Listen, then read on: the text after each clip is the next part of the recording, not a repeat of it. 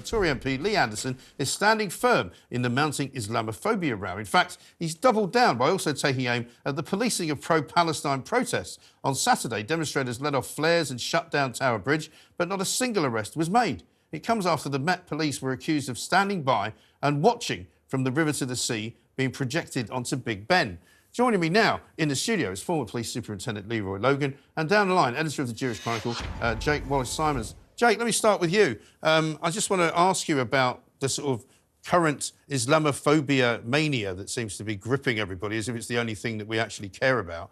I think Lee Anderson is right the second time, if you like, to talk about the police. And we know, for example, the police have been advised by some very curious characters, two of whom had to be let go, I think, back end of last year, who turned out to be quite effective pro-Palestinian supporters, you know.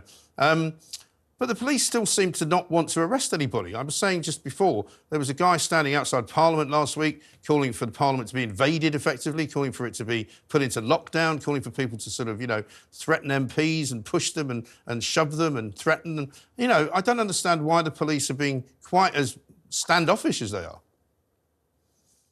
Yeah, I mean, it struck me when I saw that slogan "From the river to the sea" projected onto Big Ben, and everybody, all the police were saying it wasn't illegal. They were reaching for the context, which is something that people often do when Jews are concerned. I thought to myself, imagine if it was a white supremacist slogan. Yeah. If it was something that was anti-black, or if it was an Islamophobic slogan, anti-Muslim. Yeah. And then the people projecting the slogan said, no, it's not anti-black, it's not anti-Muslim, and yet the black people and the Muslim people were saying, yes, it is. What would happen then?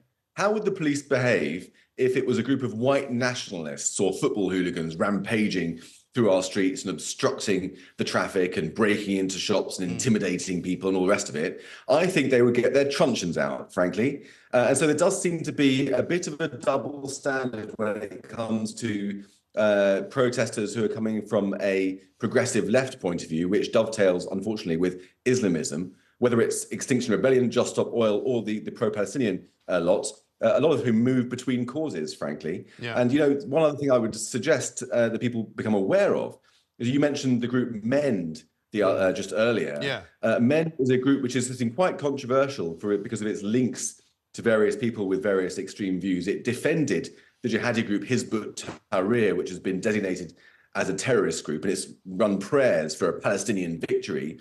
That group we exposed in the JC this week has been training the police in Islamophobia.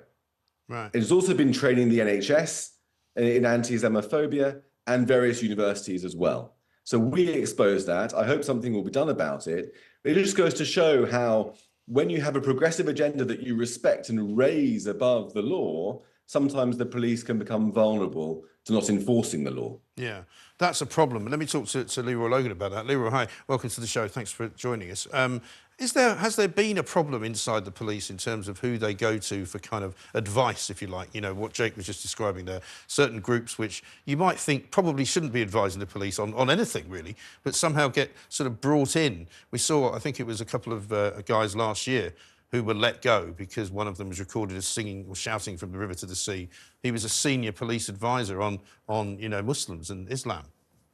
The police can sometimes get unstuck when it comes to people who advise them.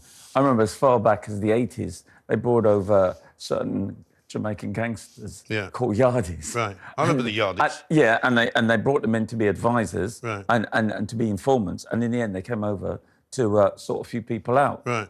On the payroll of the Met. So this is not a good science. They've never got it totally right. And sometimes you have to wonder, how do they select these people? What criteria? What's their skills? And are they giving you sound advice? It would appear that whoever's advising the Met is making them super cautious. However, it doesn't discount the possibility that they might not arrest them at the time. They can arrest them afterwards. I'm not saying that's the case, but it might be arresting them at the time will cause a major disturbance, and it's better to tail them off or monitor them by CCTV or whatever and arrest them afterwards. And that was all fine and dandy, I think, when it started. I mean, Jake, I've been talking about these marches being ridiculous since the first one happened, I think, on the first weekend of October 7th, you know. And now we've got to this stage where you can't keep using the same excuse, I don't think, by saying, oh, yeah, we don't want to arrest anybody at the time.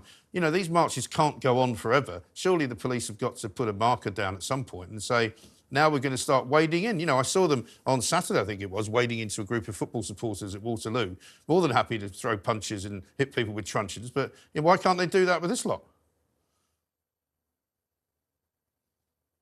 I think partly it's because the police, superficially anyway, the police feel outnumbered. You know, there was that clip, wasn't there, circulating a few weeks ago where the cops said, there are more of them than there are of us. We can't do anything. All we can do is try to play a defensive game, as it were. But like you say, that doesn't apply in every case, for example, with football hooligans. I think the deeper thing is that not just in terms of policing, but also in terms of our foreign policy, our attitude to the world, our posture to the world, is that we've forgotten the value of deterrence. We've thought that the most important thing is to be nice, to accommodate people and to make them feel welcome. And we apply that even when there are people who clearly do us harm. And we've forgotten sometimes that in order to win peace, you've got to have some aggression to create deterrence to the people who actually are intent on disrupting society or attacking us or undermining our way of life.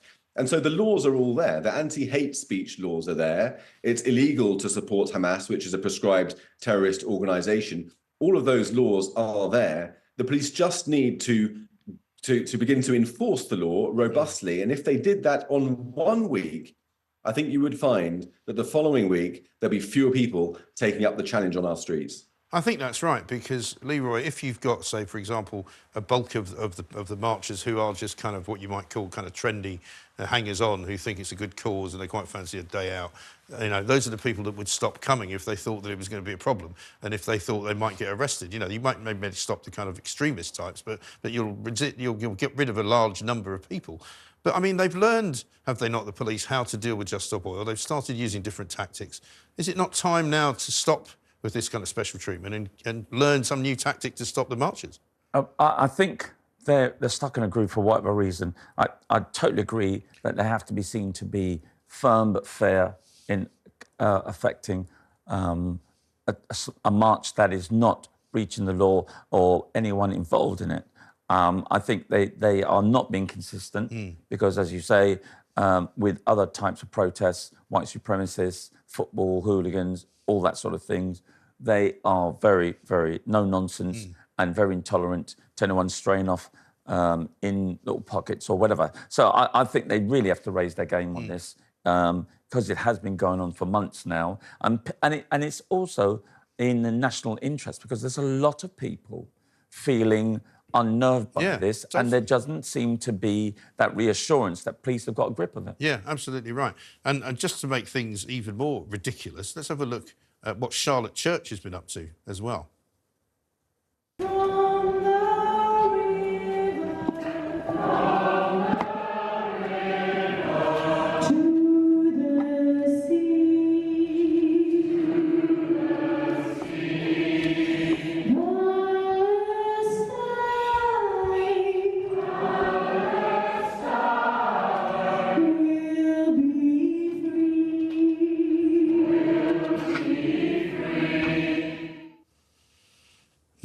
So that's Charlotte Church, the so-called voice of an angel, Jake. I'm glad to see you smiling there. I mean, it's unbelievable what's going on out there. The police don't seem to know whether this is an illegal chant or not. You know, it's only illegal, they say, in certain contexts. Not illegal when you project it onto the Houses of Parliament, even though projecting anything onto the Houses of Parliament is technically illegal.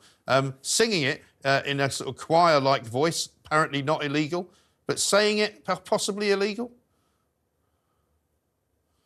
Yeah, it's just so hilarious to see, really, because Charlotte Church, you know, the great sort of proponent of liberal Western values, you know, of sexual freedom, religious freedom, freedom of speech, and so forth, is totally anathema to the regime in Gaza that she seems to be singing in support of. I suppose she wouldn't say she's supporting terror, but it does seem to blend into one, really. I mean, even on the West Bank, in the more moderate area, her lifestyle would not be welcome. And this is somebody who has campaigned hard against sexual violence in the past, and sexual violence, of course, was extreme on October the 7th. But look, in terms of from the river to the sea, that slogan, I think that it's really interesting, isn't it, that when Jewish people say that is racist and that it clearly means that it wants to wipe out Jews from the map. In fact, as evidence of that, a Hamas leader used the phrase himself on Turkish TV just a couple of weeks ago. So clearly it is linked to that in their mind. But when Jewish people say that, and then the world at large and the authorities say, no.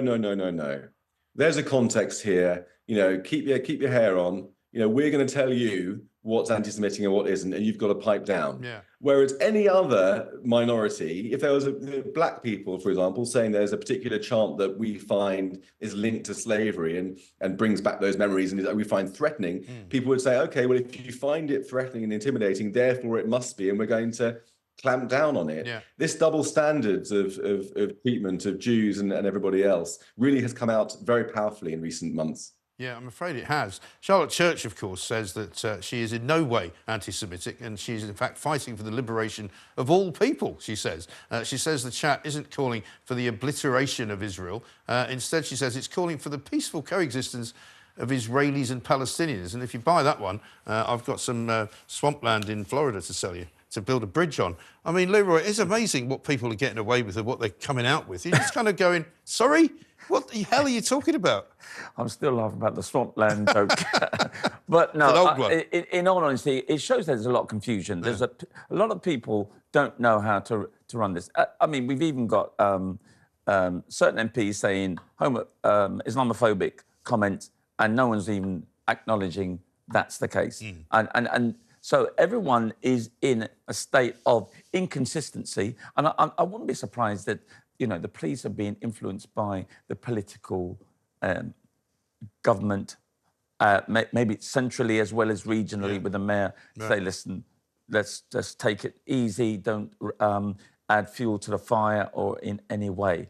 Because I just can't see how they are being so easygoing with it. I mean, I must admit, I remember going on the Black Lives Matter march after George Floyd, and I was shocked how officers were being extremely nice and cautious, which I did welcome because it went on peacefully.